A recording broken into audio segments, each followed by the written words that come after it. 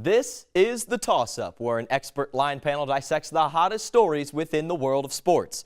From some of the nation's strongest college programs right here in Bloomington to the games and moments that captured the world's attention, it's all right here on The Toss-Up.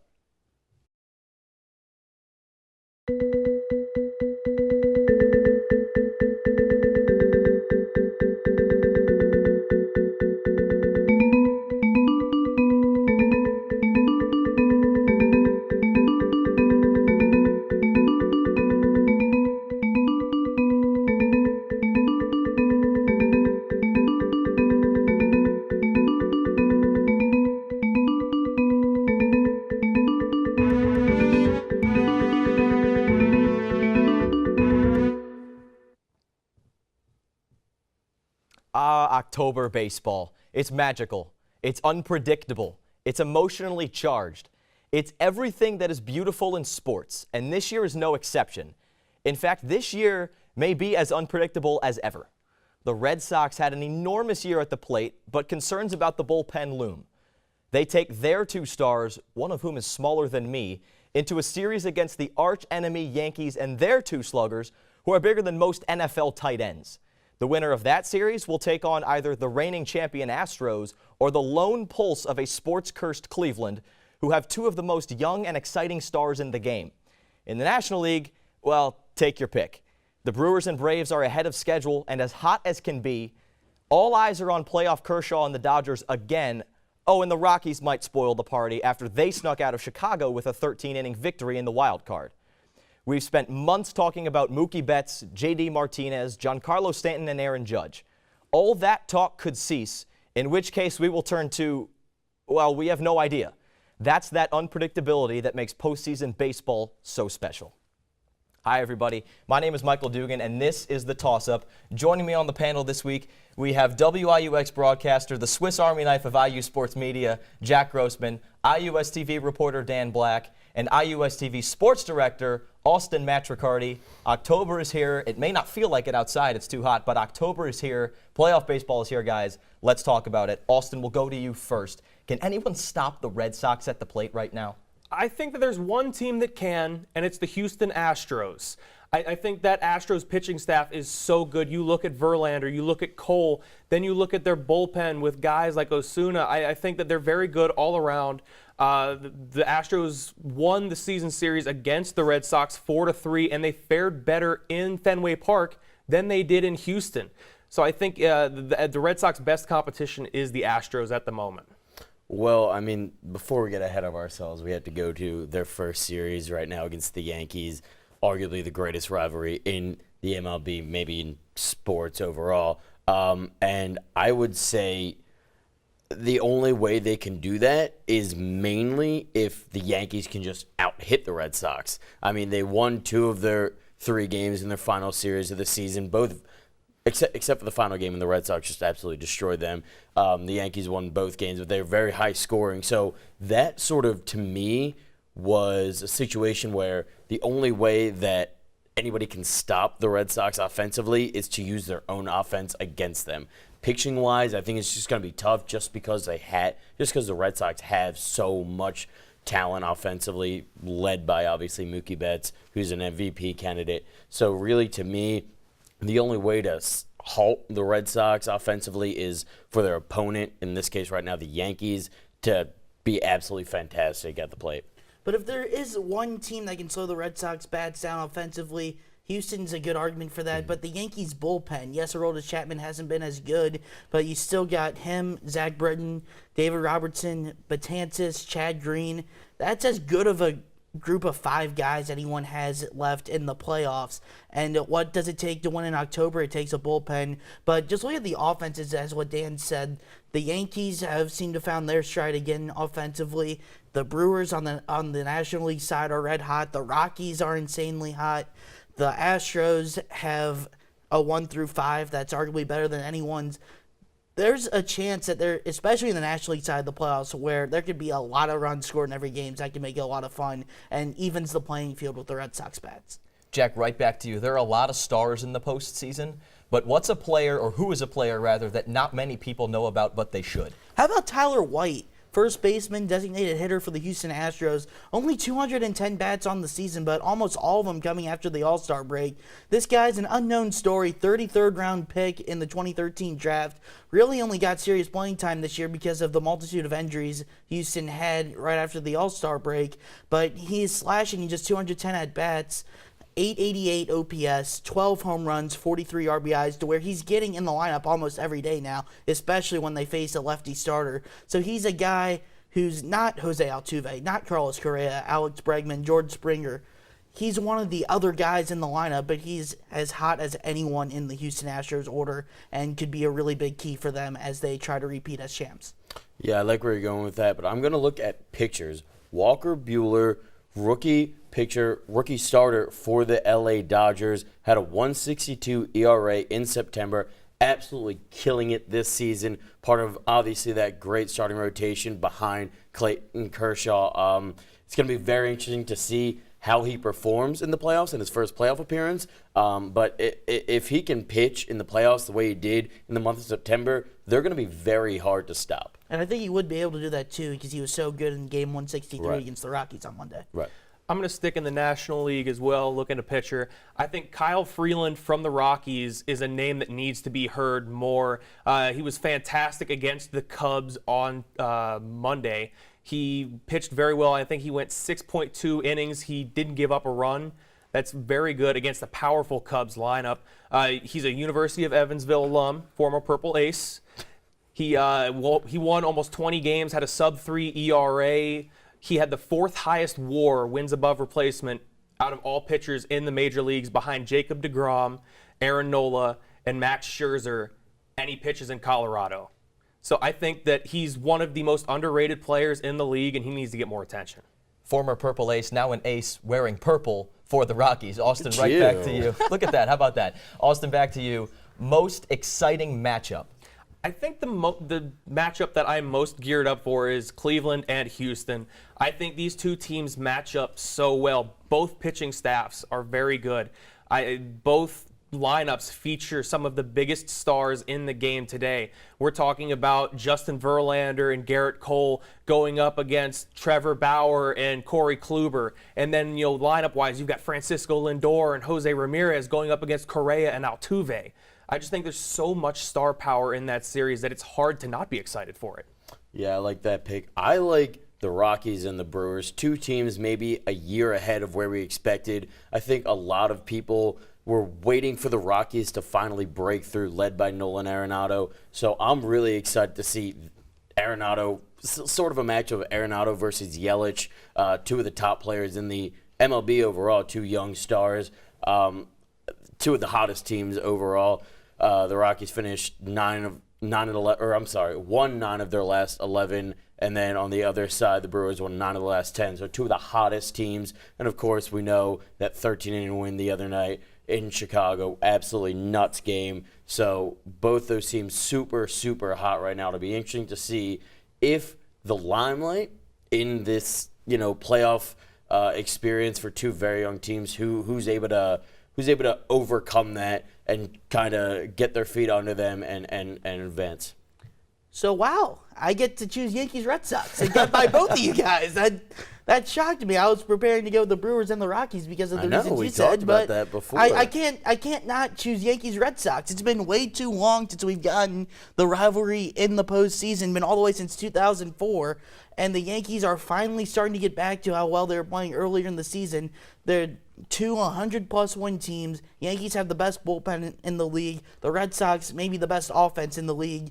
Yes, Chris Sale had some issues health-wise, and that gives the Yankees more of a fighting chance. So it could be a great series between the two biggest rivals in not just baseball, but in sports. Yeah, absolutely. And that series in 2004, the most historic comeback in the history of the MLB postseason. We're going to go to break real quick, but coming up after the break, our panel will play Make Your Case, and we're going to do our lightning round, so stick with us.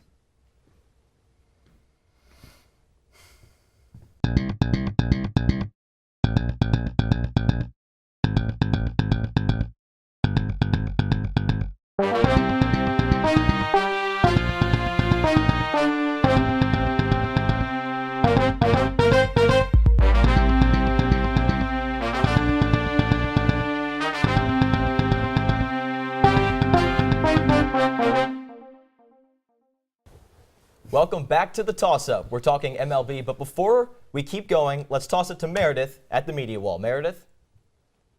Thanks, Michael. 2018 was a successful year for IU alumni in the MLB. Sam Travis, who plays first base for the Boston Red Sox, is proving he's powerful on both defense and offense. Travis hit his first career home run last month against the Cleveland Indians and drove in 7 runs on the season. Kyle Schwarber's team, the Chicago Cubs, lost to the Colorado Rockies on Tuesday. The slugger entered the wild card game as a pinch hitter but struck out. This loss shouldn't overshadow Schwarber's accomplishments in 2018, however. After a 30-pound weight loss, the 2014 first-round MLB draft pick racked up 55 home runs to finish second in the home run derby, had the highest on-base percentage of his career, and had 11 assists as the Cubs' left fielder. Despite dealing with some injury issues, Aaron Slegers pitched in 4 games this season, starting 2 of those and earning 6 strikeouts for the Twins. On July 5th, the big righty earned his first career win. He threw 6 innings, giving up just one run against the Baltimore Orioles. And even though catcher Josh Phegley's team, the Oakland Athletics, were eliminated on Wednesday after they lost to the New York Yankees in the wild card game, Phegley has still seen quite a bit of time out of the dugout. He played in 39 games, hitting a pair of home runs and driving in 15 runs. You can say post-graduation careers are a success for these players as they aren't slowing down in the big leagues. Michael, back to you. Thanks, Meredith. Okay, guys, we're going to play Make Your Case. I'm going to give you a matchup right now in the divisional round series. You're going to pick a team that wins that. You're going to tell me why. First matchup, Brewers-Rockies, Austin. I'm going to go with the Brewers here. I think that both of these teams are ahead of schedule. It's going to be fun for the reasons that Dan laid out. I think they're both kind of younger teams. I think one of the differences here is going to be the Brewers bullpen. It's one of the better ones in the league. You look at a guy like Josh Hader, he can come in and he can dominate a game. And then on the other side, you look at Christian Yelich, who should very well be the National League MVP this year. He had a chance at the Triple Crown.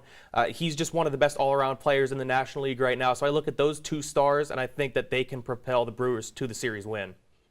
Yeah, I mean, I had to agree with you. I think I said in maybe March on this show, I said the Brewers would be one of the most competitive teams in the National League. I thought they'd win the division. They did. They're just so dominant. This was one of those seasons, it seemed, where they were going all in. It was all or nothing for them, it seemed, with a lot of offseason acquisitions. They were very just poised to make a deep playoff run. They finally were able to overcome the Cubs, who have been so dominant in the NL Central over the past couple of years. So I'm just so confident in them. They're so hot. They have so much talent. They're so young. They're just, it's one of those situations, I think, where it's almost a destiny type of situation where it's make or break right now. It's the 2 hottest teams in baseball, as Dan pointed out earlier, and the 2 hottest lineups as well, as for Yelich, Kane, Aguilar, Braun, Moustakas, go, just keep going down the list. But you know what? The Rockies match the Brewers in terms of production on the lineup of Arenado, Trevor Story, David Dahl homered 7 times in the last week of the season. So I think they can score runs with the Brewers, but the difference is, as Austin pointed out, is their bullpen. It's not just Josh Hader either. Jeremy Jeffries has a sub-2 ERA and has settled into the closer's role very nicely. Corey Knebel, since going down to AAA in late July, has a sub-1 ERA since coming back to the Brewers. What separates Milwaukee from the other teams in the NL is that bullpen, because every team in the NL playoffs that's left has a dominant offense, but no one has a bullpen quite like Milwaukee. So the Brewers sweep Colorado. Jack, right back to you. Yes, he said sweep, Dan. I'm sorry to cut you off. He said sweep. Jack, right back to you. Keep it in the National League. Dodgers, Braves. This is going to be really interesting because the Dodgers, along with the Cubs, have kind of been the old guard the last couple of years. And the Dodgers have all this offensive talent, but interesting move not starting Clayton Kershaw game 1, so you can't start him 2 games if it goes 5. And I get he hasn't been as dominant, but he's still been really good in the last month of September. But I like the Dodgers because they've been here, done that before, even though Acuna, Albies, Freddie Freeman, great 1-2-3 punch. The Dodgers just have so much on offense, and I think the experience gets them over the hump. Yeah, that's what I was thinking too. The Braves just don't have that much playoff experience. They don't really have any playoff experience. Other than Freddie Freeman. Right, I can't think of yeah, it. yeah, I can't think. It's so young. And they have a lot of talent, but it's just very raw and very young. And I was kind of surprised they even made it to the playoffs. I've already thought at the beginning of the season this is they're going to be really just the Nationals taking the NL East. But I agree with you. The Dodgers came up short last season. They still have Clayton Kershaw. Like you said, not maybe the Clayton Kershaw we've seen in the past, but he's still arguably the most dominant pitcher in the National League, one of the most dominant pitchers in the majors overall. And it's getting to that point with Clayton Kershaw, with this sort of Dodgers where they are with the past couple of years, where we're getting to that point where every year they're that much closer to having to restart, and they came that close last year. They've really got to push through, make it to a World Series, and even got to win one. Because, for me, Clayton Kershaw, I feel awful for that guy. He's so good, so dominant. He's led that team. He's been the catalyst for them for his entire career, really. He's also had his chances, and he's had his No, he failures. has, and he hasn't been great. I don't feel that bad for him. He had the chances to pitch and win a World Series, and he couldn't do it. No, I know, but it just seems every year they try and buy World Series at this point. They're very similar to the Yankees in that way. They try and buy different pieces, and it just hasn't worked. I think this year they find a way to get back to the World Series and possibly win it. I think that what we're looking at here is a team coming off a trip to the World Series, just went on a deep postseason run, and a team that has next to no postseason experience, like you guys have already said, and I think that that's the big difference. Clayton Kershaw obviously is a big part of that. He's one of the greatest left-handers to ever play the game, possibly the best we'll ever see in our lifetimes. So I think that those two things are crucial in this series, and I think the Dodgers take it. One last note, it's not always a bad thing to have any postseason experience. Just looking at the last few years, the Yankees went to Game 7 of the ALCS with virtually no experience. The Cubs in 2015 with the NLCS. So I don't want to discount the Braves just because they've never been there before, but it's more about how good the Dodgers are. But it also has to do with their matchup, because the Braves matchup is obviously the Dodgers, and they just have so much more experience. They know how to handle these situations. It would be one thing if the Dodgers got to the playoffs sporadically here and there, but they've been so consistent over the past couple of years that I think that gap is just so big that it will make that much of a difference. Dodgers can't let the series go 5 games either because they're not starting Clayton Kershaw game 1. They have to wrap it up in 4 or less, or else Atlanta gains some confidence. They get to start Fultonevich twice in the series, where LA, for whatever reason, isn't starting Kershaw game 1. Instead, they're starting Ryu, so I think Dodgers have to wrap it up early.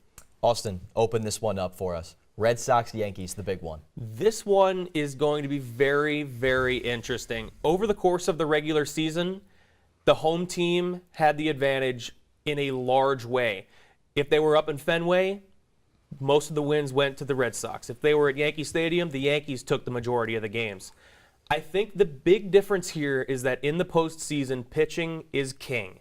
It doesn't matter what level of baseball you're at. It could be Little League. It could be, all the way up to the majors. Pitching is king. The Yankees bullpen is like no other, and I think that gets them over the hump. And despite the Red Sox having the home field advantage, I think the Yankees take the series. It does go deep, though. Yeah, I think it definitely goes 5. So tough. Great points. I've just been so confident in the Red Sox. They've just been so good this year. And it's been so long since we've seen them be this dominant. I mean, they just blew everyone away. And not that the Yankees are bad. The Yankees were incredible, and really probably any other season, they won the division easily. But the Red Sox have been just so dominant. Chris Sale, I know he's kind of struggled, but I think he finds his stuff. And like we said before, that offense has just been incredible, led by Mookie Betts, who I think wins the MVP. They got the home field advantage. It's going to be really tough. It's going to be really high scoring. It's going to be one of those situations where it's not going. I don't think it'll really be won by pitching. It's going to be won at the plate. It's going to be a knockdown, drag-out kind of fight offensively, and whoever can just. I think these are going to be late inning heroic type of games. Really, one of those classic series that we've been waiting for, like you said, since 2004, to see these two great historic teams match up against one another. I think the Red Sox take it, but it's going to be really fun. It's going to be really tight. The Yankees' offense has woken up lately, most recently scoring 7 runs in the wild card game. Seeing Aaron Judge hit that 2-run shot in the bottom of the first is really encouraging if you're a Yankee fan. So I don't think the Red Sox have a humongous advantage over the Yankee bats, but I do think the Yankees have a big advantage on the pitching side, and I think that is what makes a difference in this series. New York is 7-0 at home in the last 2 postseasons.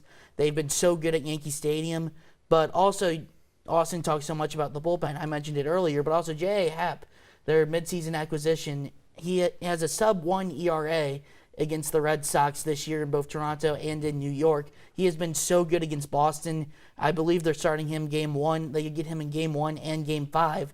I don't think they're going to need him game 5. I think the Yankees won it in 4 because I think they're so good at home in the postseason, and the pitching is just so much better than Boston's. Chris Sale is really a big key for that. He hasn't thrown more than 3 innings in 6 weeks. Right. You can't expect him to go and face a top 3 or 4 lineup like New York has and be able to go mow him down, work 8 innings, and just hand the ball over to Craig Kimbrell. Because he just hasn't been able to do that lately because he hasn't been healthy.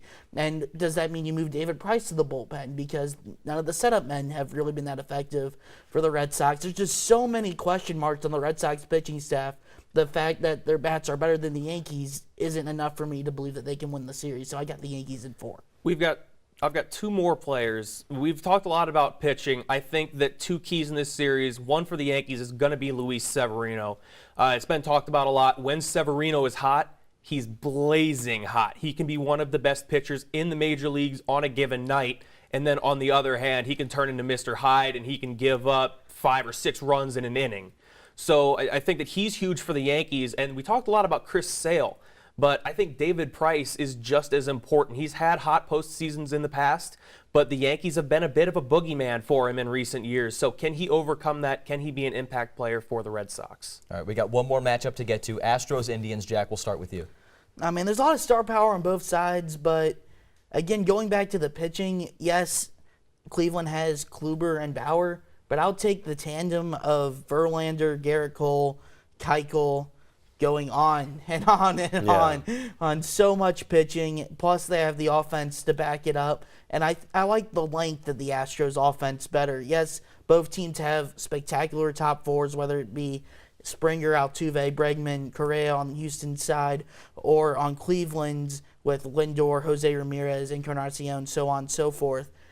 I like the Tyler Whites, the Josh Reddicks, the Evan Gattises, Brian McCanns more than I like what Cleveland has on the lower half of the lineup. Yeah, and obviously these 2 teams are very evenly matched. 2 teams that have deep playoff run experience. We know the Astros won a World Series, and then the Indians got to one, lost that great series against the Cubs.